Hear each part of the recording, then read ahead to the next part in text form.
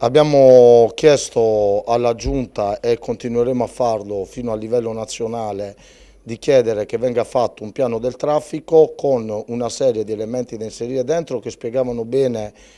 Lucio e Marco, di rappresentanti di un gruppo di 42 associazioni, una serie di elementi che sicuramente sono la partenza, dopo è chiaro che andranno discussi tenendo insieme tutto, che però vanno tutti nell'ottica di alleggerire il peso di traffico all'interno della laguna e dei Ri da una parte e di rendere migliori le qualità di vita e di chi vive e frequenta la nostra laguna. Oggi la nostra laguna è diventata una giungla, sembra quasi che vige la regola del più forte, dove più grosso è in mezzo e più corre e più si prova ad avere la meglio su qualcun altro, e quindi credo che Venezia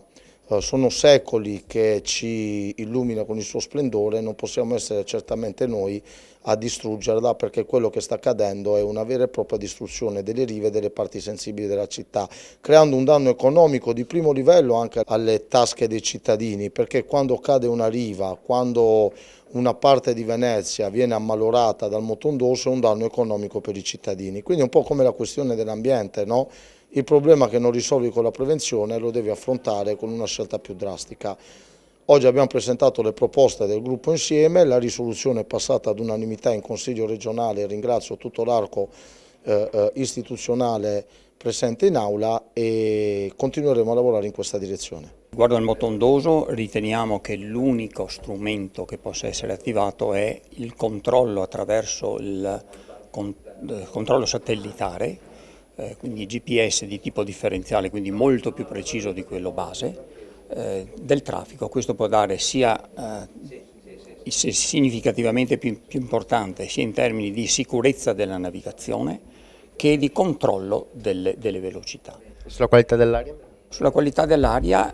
urge avere delle normative specifiche per i mezzi che girano in laguna. Teniamo conto che in laguna ormai ci sono oltre 70.000 barche, non sappiamo quante sono perché non c'è un registro unico delle barche, però si stimano, non da noi, da enti istituzionali, superiori alle 70.000,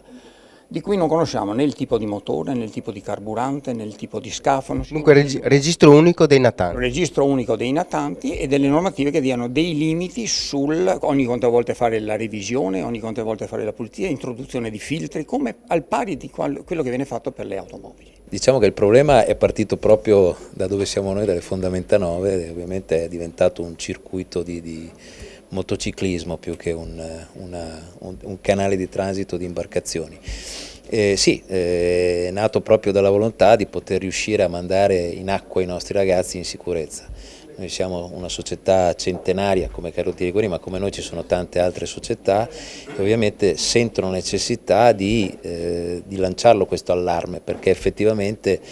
oggi come oggi è sempre più pericoloso mandare ragazzini, e noi dobbiamo anche considerare l'aspetto sociale che hanno le società sportive a Venezia, perché ci occupiamo appunto della crescita sportiva dei ragazzi veneziani.